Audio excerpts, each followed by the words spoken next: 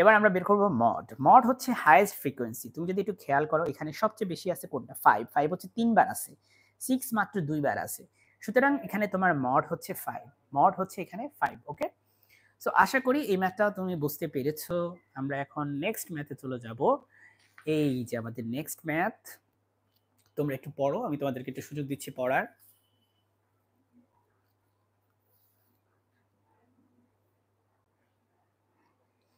আচ্ছা, এখানে বলছে the following are the Heights of 15 athlete's in a university. দেখছো 15 জন অ্যাথলেটদের হাইট 131, 129, 130 এরকম করে করে করে করে 128। Create a frequency table for the data. My dear students, এই ডেটাগুলোর জন্য একটা ফ্রিকোয়েন্সি টেবিল তোমাকে বানাতে হবে এবং from the frequency table find the mean, median and mode. Okay, এটাও আনগ্রুপ ডেটা, এটাও আনগ্রুপ ডেটা, দেখো কোনো গ্রুপ করেনি, আনগ্রুপ ডেটা। সো এটাকে আমরা হচ্ছে একটা ফ্রিকোয়েন্সি টেবিল বানাবো। My dear students, frequency table বানাবো। চলো এই যে ফ্রিকোয়েন্সি টেবিল কিভাবে বানালাম, তুমি এখানে যদি খেয়াল করো সবচেয়ে ছোট নাম্বার কোনটা? সবচেয়ে ছোট নাম্বার 126 আর সবচেয়ে বড় নাম্বার হচ্ছে খোঁজো খোঁজো খোঁজো 131, সবচেয়ে বড় হচ্ছে 131।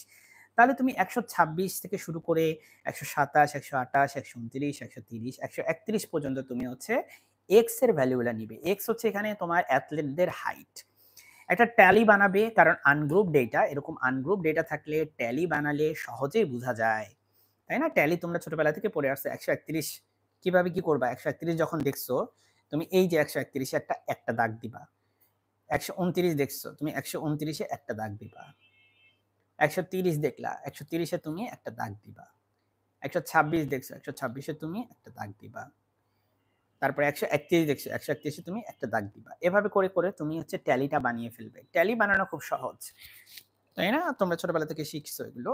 তাহলে দেখো তো এক্স এর ভ্যালু যখন 126, 126 কয়বার আছে? একবার। 127 আছে 2 বার, 128 আছে 3 বার, 129 আছে 4 বার, 130 আছে 3 বার, 131 আছে 2 বার। মোট কতবার যোগ করলে হয়? 15 বার, তাই না? মোট হচ্ছে 15 বার। এখন আমাদের যেহেতু মিন বের করতে হবে, আমরা মিনের যে ফর্মুলা সেটা ইউজ করব। মিন বের করার জন্য এফ এর সাথে এক্স কে গুণ করতে হবে। এই যে এফ ফ্রিকোয়েন্সি, এই ফ্রিকোয়েন্সির সাথে এই এক্স কে গুণ করতে হবে। তাহলে দেখো 126 এর সাথে 1 গুণ করলে হয় 126, 127 এর সাথে 254 গুণ করলে হয় হচ্ছে, সরি 127 এর সাথে 2 গুণ করলে হয় 254, 128 এর সাথে 3 গুণ করলে হয় 384, 129 এর সাথে 4 গুণ করলে হয় 516, 130 এর সাথে 3 গুণ করলে হয় 390, 131 এর সাথে 2 গুণ করলে হয় 262। তারপরে তুমি বের করবে কিউমুলেটিভ ফ্রিকোয়েন্সি। কিউমুলেটিভ ফ্রিকোয়েন্সি কিভাবে বের করে? মাই ডিয়ার স্টুডেন্টস, 1 তুমি 1 লিখবে, 1 এর সাথে 2 যোগ করে এখানে 3 বসাবে। তারপরে এই 3 এর সাথে 3 যোগ করলে 6 বসাবে, 6 এর সাথে 4 যোগ করে 10 বসাবে, 10 এর সাথে 13 যোগ করে 3 যোগ করে 13 বসাবে, 13 এর সাথে 2 যোগ করে 15 বসাবে। এটা হচ্ছে কিউমুলেটিভ ফ্রিকোয়েন্সি, ক্রমযোজিত গণসংখ্যা। ছোটবেলায় তোমরা এগুলো পড়ে এসেছো। তারপরে তুমি মিন বের করবে, খুব সহজ। মিন বের করার ফর্মুলায় তুমি বসিয়ে দাও summation of F of x, এটার মানটা আসবে হচ্ছে, এটা যদি তুমি সবগুলো ক্যালকুলেটর যোগ করো তাহলে তুমি পাবে 1932।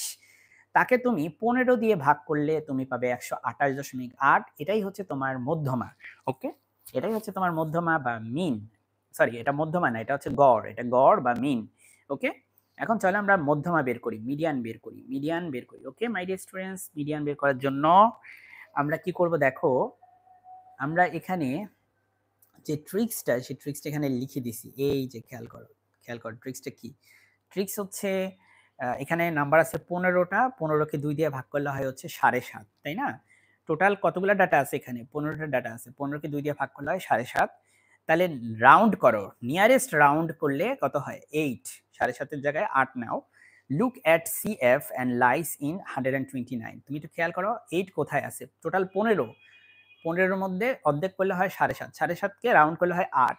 8 কোথায় আছে দেখো তো ডিয়ার স্টুডেন্টস, 8 কোথায় আছে এখানে কিউমুলেটিভ ফ্রিকোয়েন্সির মধ্যে? এই পর্যন্ত তো 6 আছে, তাই না? 6, এটার ভিতরে 8 আছে, তাই না? 10-এর ভিতরে 8 আছে। তাহলে 10-এর ভিতরে এখানে 8 আছে, তার মানে নিঃসন্দেহে তোমার 129 হচ্ছে তোমার মধ্যমা। ওকে, 129 হচ্ছে তোমার মধ্যমা।